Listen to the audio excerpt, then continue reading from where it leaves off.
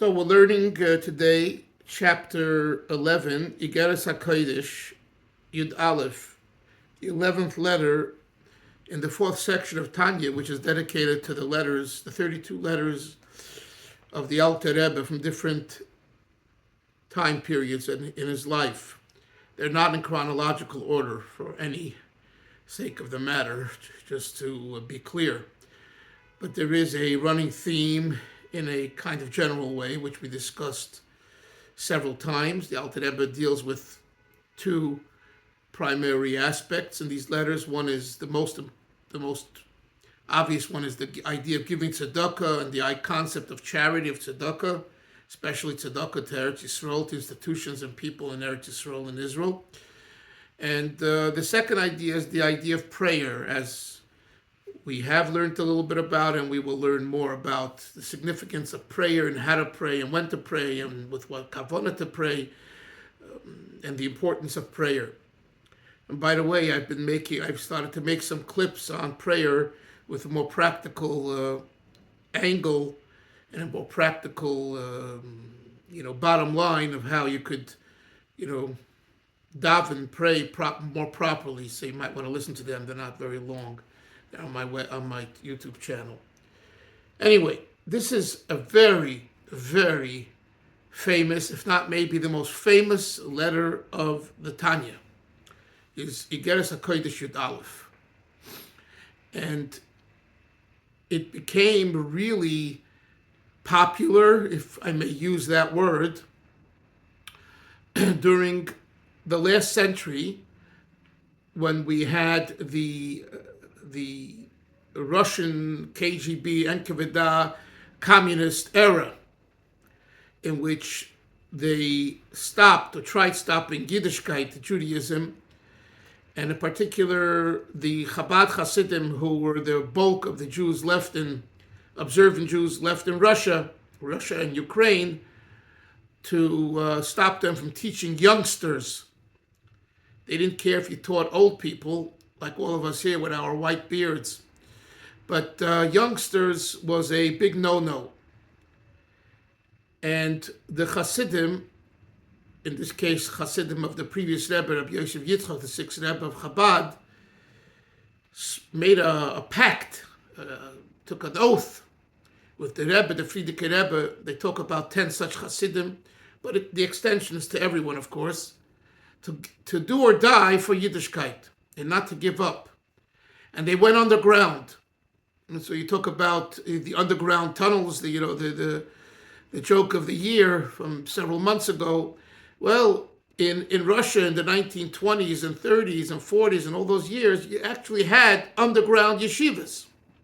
Underground doesn't mean necessarily underground. Sometimes it was underground in the basement, but it means it went into hiding.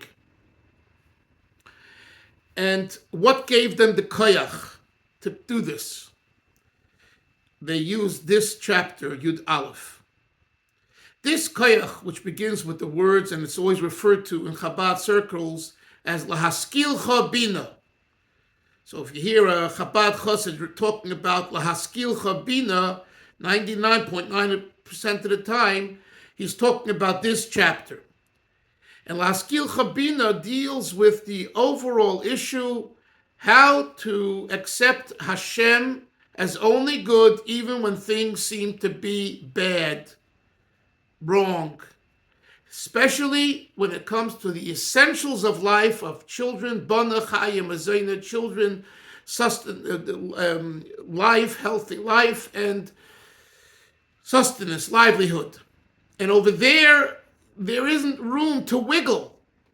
You either have good health or you don't.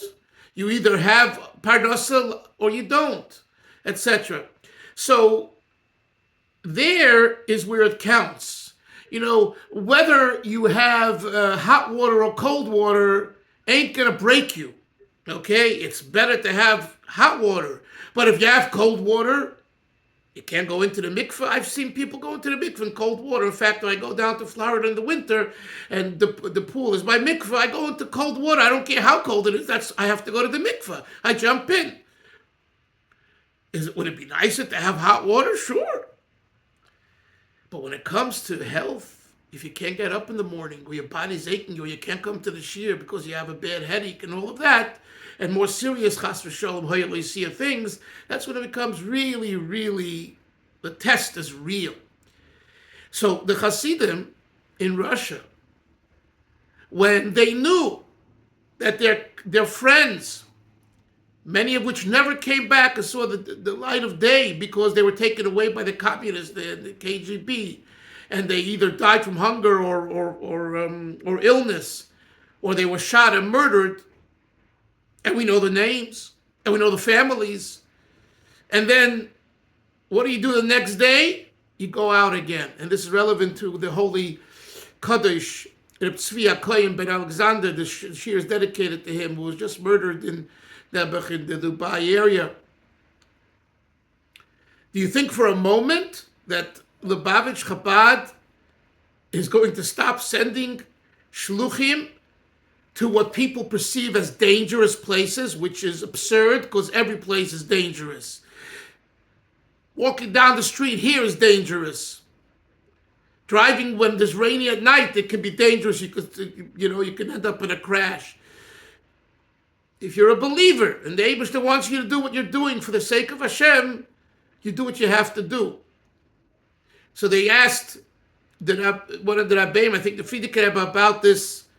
After they said, Rebbe, they took away yesterday 3 Hasidim because of their underground work.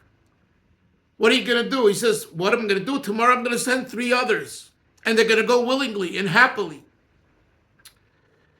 This idea, I spoke about the Shabbos in Crown Heights, I spoke about Crown Heights Shul, this idea of running away is not Jewish.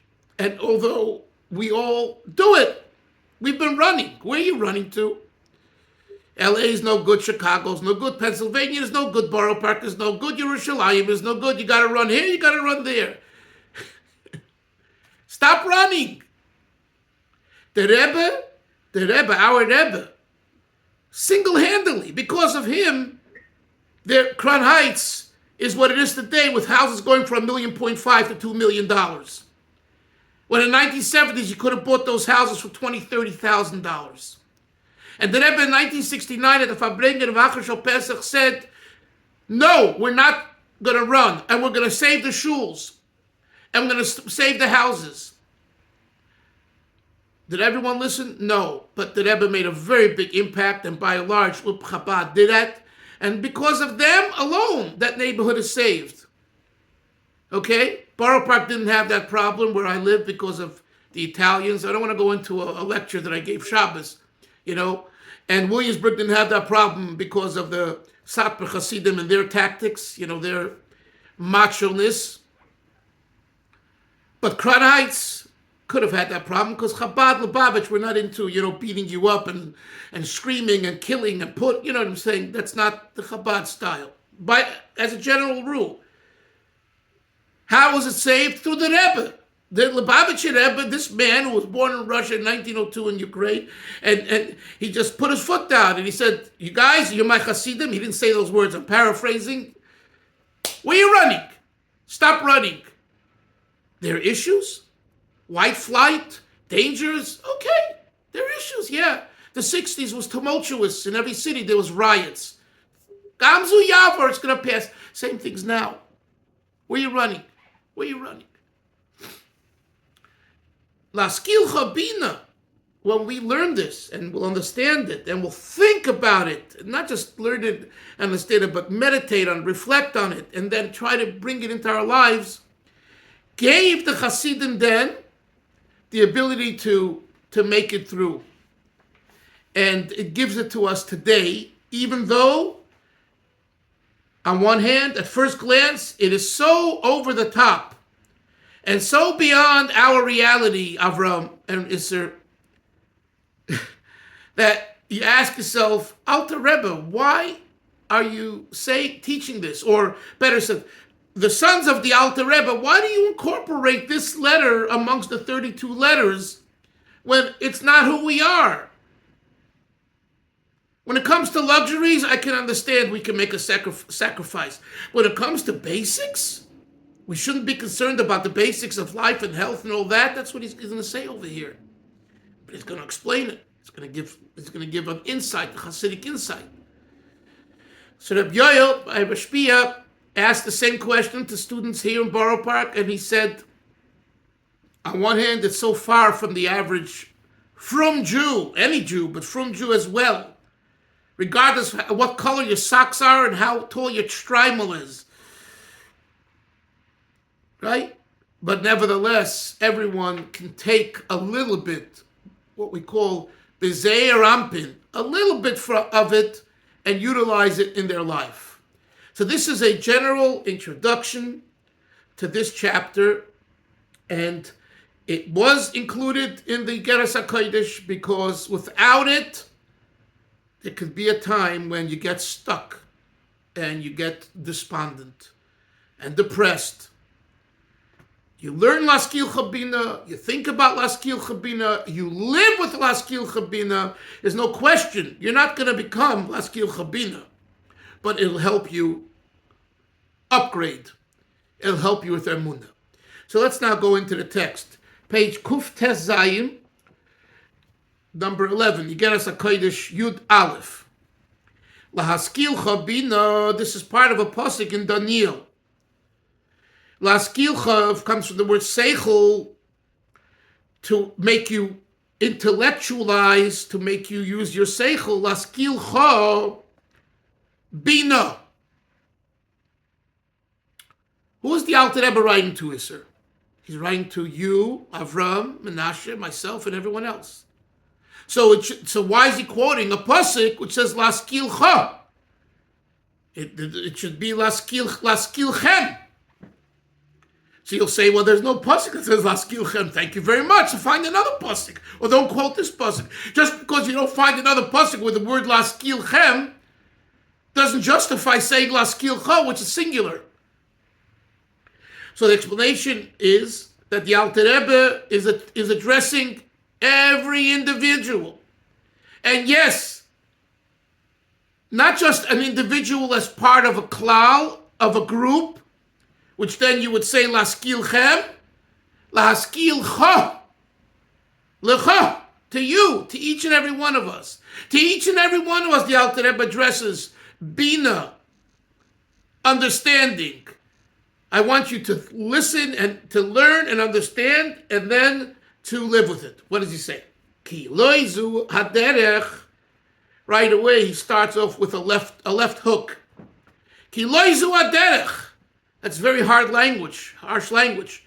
This is not the way Yishkein Oir Hashem. For the light of God to be Yishkein, Isser, Sheicheinad,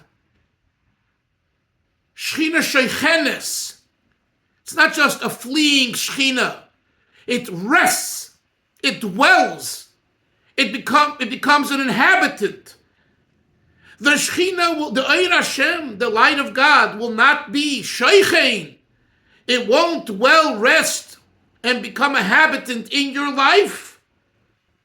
If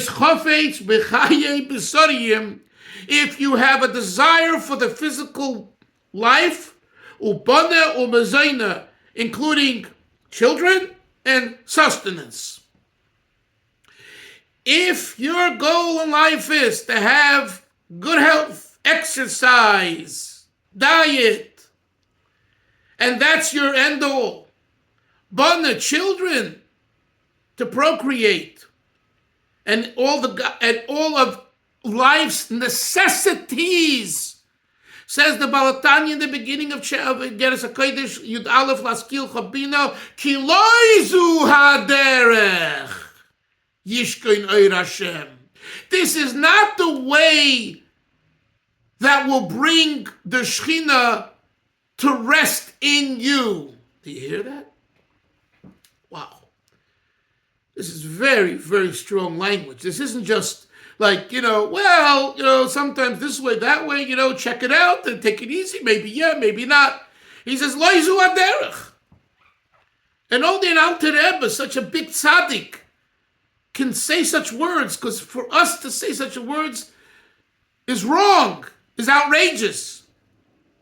But the Alter Rebbe who communicates also the Teres Baal Shem Tov, says Leizu Aderech Lishkoin. Now remember, the emphasis is Yishkoin Oir Hashem.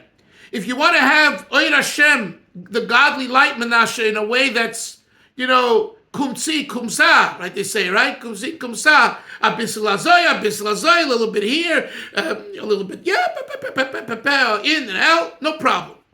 But you want Yishkoin Oir Hashem, you want it to dwell and to become part of you. For that, you have to Leizu Aderech, to what? To want. Look at the word. Chofetz. Bechaye Besoriyim. Isser. You know what that means? You're a physician. You're helping Yidden. But your goal should be Chaye Ruchniyim. That's all. That's what he says here. Chaye Ruchniyim. A Yid has to, what's my desire? Chaye Ruchniyim, not Chaye Gashmiyim. That's what he says. So right away you see that this is a tall order, a very tall order. Let's continue.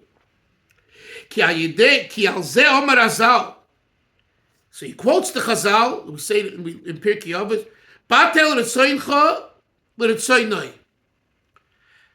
Annul your will for God's will. Now there's two ways of looking at the will. There is a will that I annul to God, but it's more in the behavior mode. I'm not in the mood today of learning. I'd rather go play golf. I'd rather surf the net. I'd rather just sit on the beach and with a glass of wine. And Hashem says you should learn as much as you can. Annul your will in the practical sense to God's will. But doing that doesn't yet accomplish this. For your life to be Chaim Ruchniyim, and that you shouldn't want Chaim Gashmiyim, that type of batel ain't going to do it. Because what that batel says is, hey, I'm going to concede now to you for whatever reason, but really, my real will still wants all those things that are important. Remember, we're not talking here right now about taivas, not talking about indulgences. We're talking about the basics of life, health, life, children, gashmias, just basic gashmias. Now, the Rebbe says that the real meaning of batel ritzoincha l'ritzoinoi, annul your will to God's will, is complete subservience, not just in behavior, but in midos, in the character, and in the mind, the paradigm shift.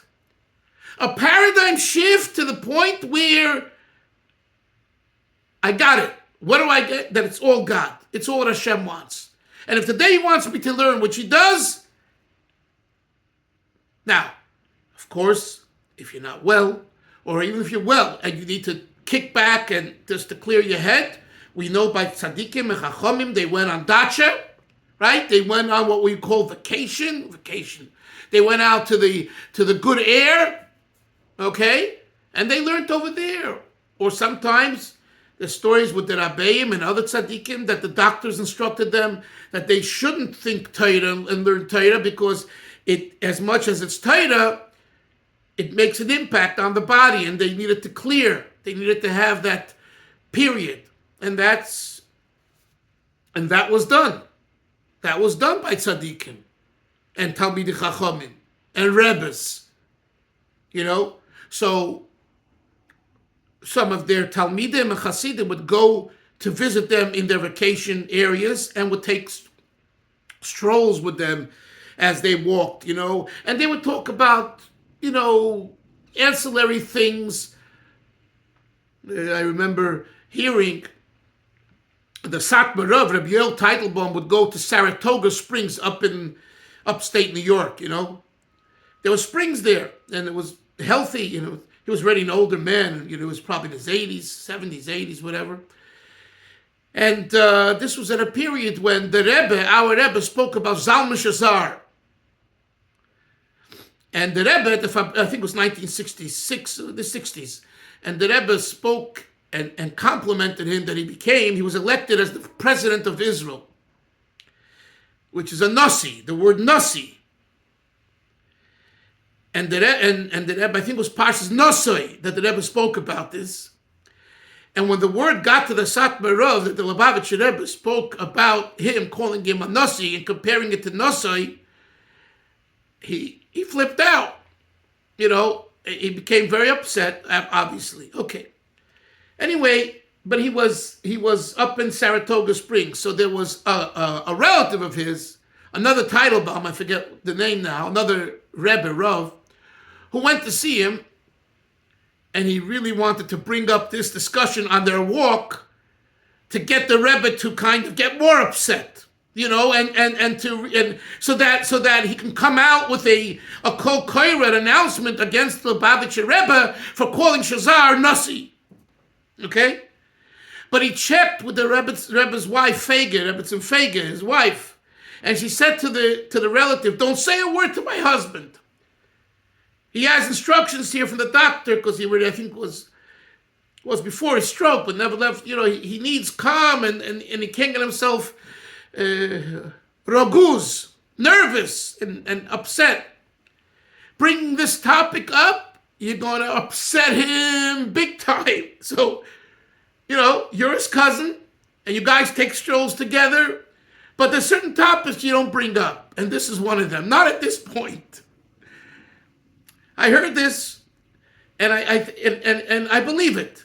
Certain stories, even if you didn't hear from the source, I could believe this story because the other components fit into the overall picture. But why am I sharing this with you today? Because there's batel ritzoin chok ritzoin noi in the behavior mode. Then there's batel ritzoin chok ritzoin noi in the paradigm shift. And that's not just a behavior modification approach. That's an entire shift in the way you think and the way and who you are ultimately. So the Alter Rebbe is saying and using this chazal, batel ritzoin chok ritzoin noi, in order to accomplish that you should not want ein chofetz b'chaye b'soriyim, you have to use the higher level of batel ritzoin chok ritzoin noi. And if you don't apply the higher paradigm shift, but rather just the behavior modification, you won't accomplish this, that you won't want gashmius. That's what he says. The Hainu, and the Alter Rebbe, after citing the Chazal, explains, the Hainu, sheyeh ritzoinoi botel b'mitzius, that your will, Benasha, your will, whatever that will is, should be nullified, botel, b'mitzius, in existence, not just in practicality. In existence, it shouldn't exist. Look at the language. Can't get any clearer than this. And one should not have any will whatsoever. Avram, the word klal, at all. Regarding worldly matters. Kulam, all of them. Ha'anichlolim, which include bebana, children, chaya, life, umezoina, and sustenance and livelihood. And now he quotes, if it wasn't harsh enough, he quotes another chazal to seal our fate. Ukemaymer azal, and as the sages say, sh'al korchoch atochai. By force, God forces us to live. But the Alter Rebbe uses this to support his point. Al korcha chatochai, only if you negate gashmias. In other words, Hashem says, I want you to live. I'm allowing you, and I want you to come into the world, but I'm forcing you to, meaning you want real life, and you were given this chance, you have to let go of gashmias. And we could say from this opening paragraph in Igeres HaKodesh Yud Aleph, it sets the tone. 1 second, it sets the tone for a Yid. Chassid, not Chassid, for a Yid. It's very heavy. There's no question about it. But like Rabbi Yoel said, it puts us in a certain framework. What is important and what is not important. And again, we're not talking about the indulgences and luxuries. We're talking about the necessities. If a person has a health issue, a child issue, a parnasa issue, these are very real things. But at the end of the day, remember that Hashem is greater than all of that. And if you annul your will to God's will, if God does it, it's the right thing. You know what I'm saying? And it's God's will. Yes, yes, sir. I just want to say it's somewhat paradoxical that we have to come down into this world, into the physical world, into a fleshy body, in order to elevate the level of the neshama. And here the Alter Rebbe is saying, and now you're going to mevatel all of that gashmias, but we use the gashmias, but at the same time you have to mevatel it and think kula ruchnias. Right. But like you said, from the gashmias. I said this last week because you also asked about that, which was good. Isser, to be mevatel while you're in base medrash is no big deal. To be mevatel when you're under your talis and you're davening, you're talking to Hashem, is no big deal. To be mevatel when you're in your office and those ladies drive you nuts, wanting you to write prescriptions that are, not, that. And to be mevatel over there somehow, I don't know how, that you have to figure out. That's where it counts. Yeah, that's the point. How one is to facilitate that, everyone in their world has to work that out. But the Nekuda is it begins with us. In other words, before you could, make the right decision, how to be mevatel gashmias regarding your physician medical issues, you have to come to a place yourself outside of what you do about this issue. That's the Nekuda over here. So of course, it takes the Geshem to be mevatel the Geshem. But the Alter Rebbe, again, remember, this is Tanya. This is not Mesilas Yesharim.